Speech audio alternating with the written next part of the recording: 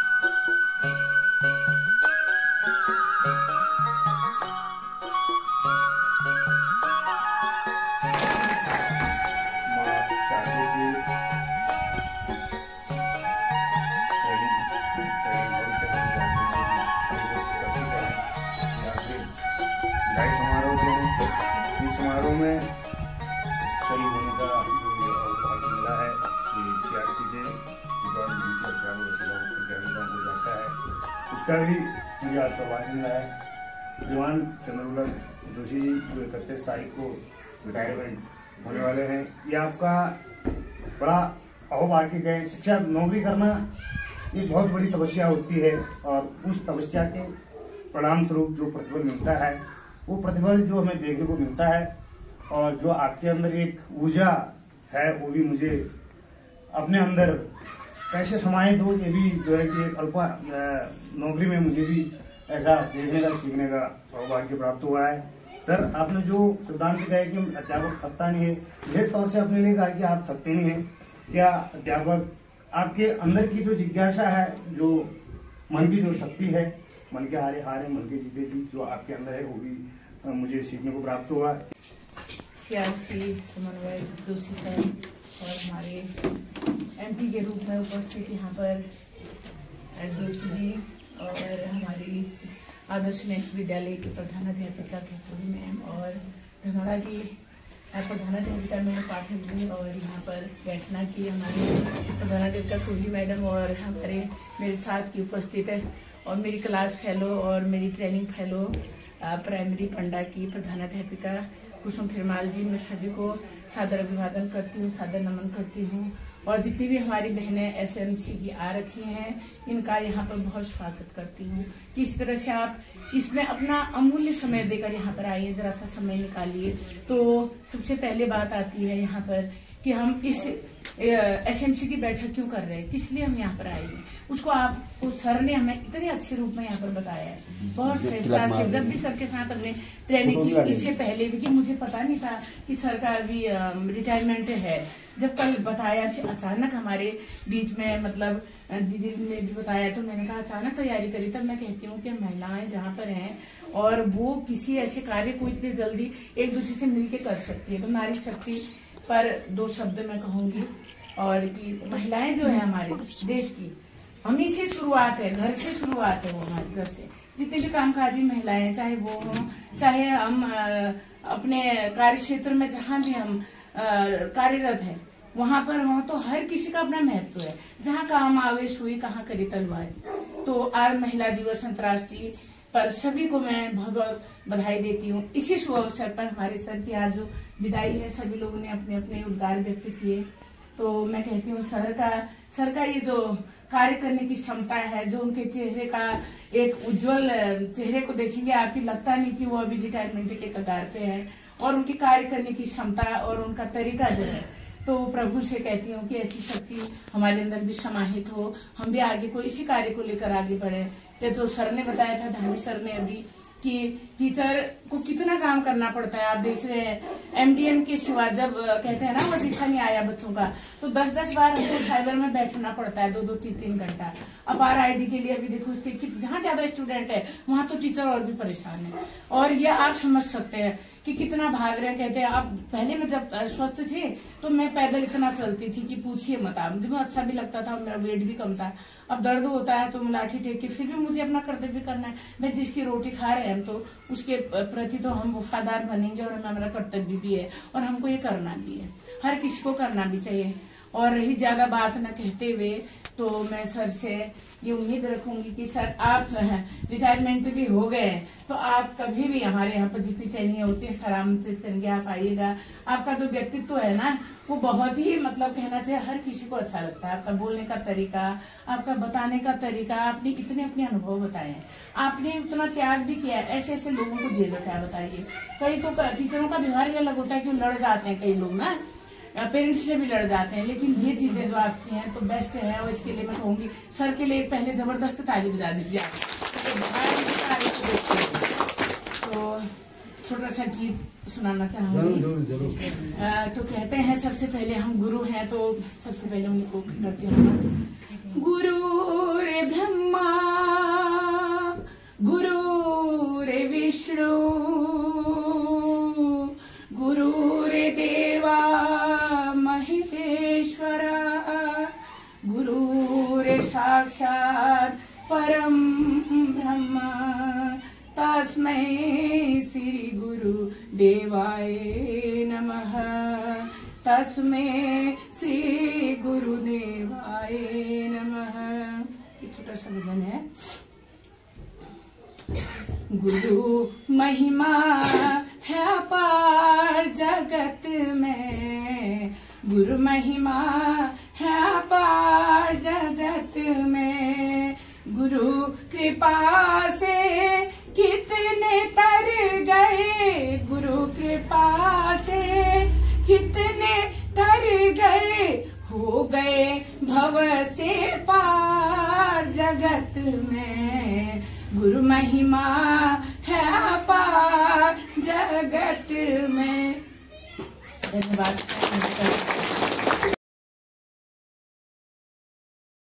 हमने इस प्रशिक्षण में देखा था, जो हमारी उसमें ड्यूटी लगी थी इलेक्शन में, वहाँ पर हमारे 1-2 टीचर ऐसे थे जिन्होंने इतना सहयोग किया, लग नहीं रहा था कि ये रिटायरमेंट के बाद यहाँ आए।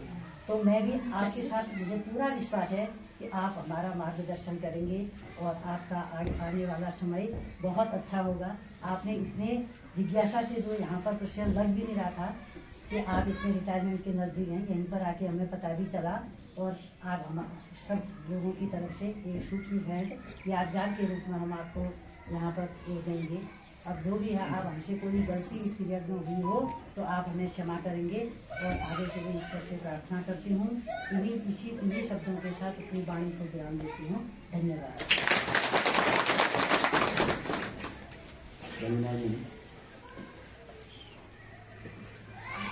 आप लोग देख रहे हैं, कल मैं नहीं आया था और आज हमारे CRC से 10 बच्चे BRC में गए और मेरे से ये कहा गया था कि आप पहले 11 बजे तक यहाँ पहुँचे। मैंने कहा मैं SMC करता हूँ।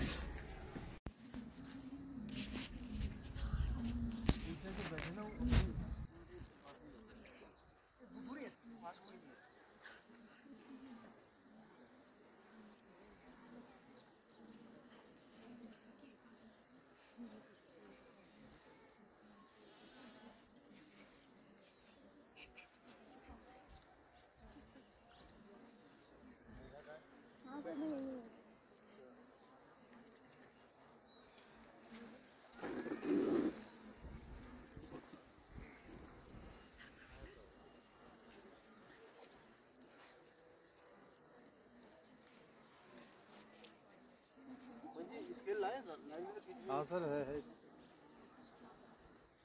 बच्चों के नाम भी लिखने होंगे सर।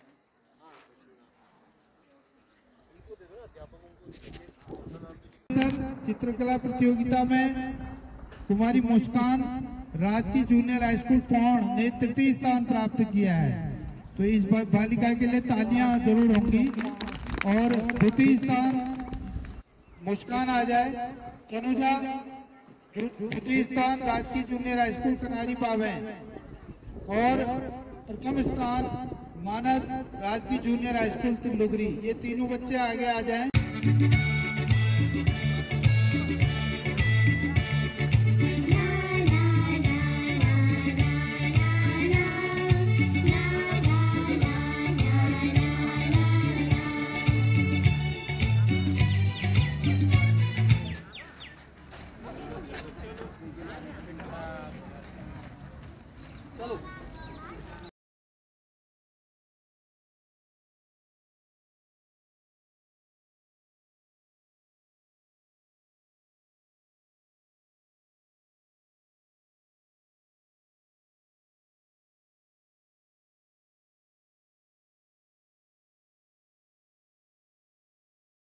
और अभिभावकों का तालमेल अच्छा रहा, यानी अभिभावक पूछते रहे बच्चे के बारे में और अध्यापक बिना अभिभावक के पूछे ही बच्चों को ऐसे ही मार्गदर्शन देते रहे।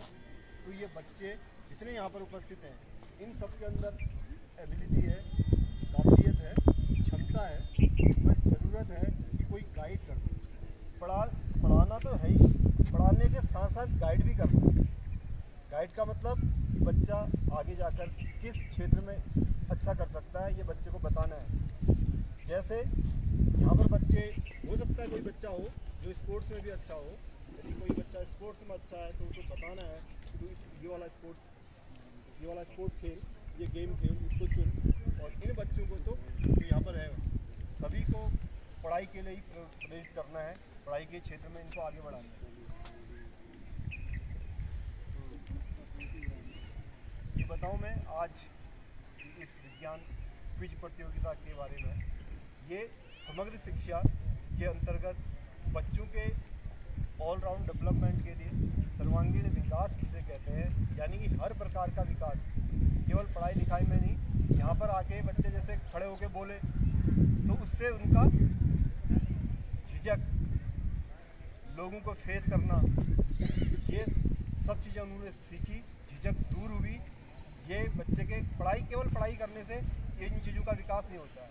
बच्चा घर से चलकर आया, उसने रास्ते में अनुभव लिए, यहाँ बैठा, यहाँ पर पढ़ाई लिखाई तो करते ही, प्रश्नों के उत्तर तो लिखते ही हैं, लेकिन यहाँ पर आज लिखने के साथ साथ सहयोग की भावना, टीम में कैसे एक दूसरे की हेल्प करके हम आगे बढ़ सकते हैं, ये बच्चों ने सीखा होगा।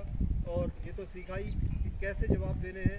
यहाँ से हम पूछ रहे थे, कुछ बच्चा कोई आंसर देते समय झिझक रहा था, उसका कॉन्फिडेंस डाउन था, तो हमने दोबारा भी पूछा कि बताओ क्या सही। बच्चा गलत बोल रहा था, लेकिन अच्छा ये लगा कि कॉन्फिडेंस था, बच्चे के अंदर कॉन्फिडेंस था। हाँ बेटा दोबारा बताओ, तो वही बोल रहा था। ये भी अच्छी बात है, कॉन्फिडेंस होना है। तो ये सब चीज़ें इसी प्रकार की प्रतियोगिताओं से बच्चों के अंदर आती हैं। इसलिए इन प्रतियोगिताओं में बच्चों को प्रतिभाग कराना और हमारा दायित्व है कि इन प्रतियोगिताओं को कराना।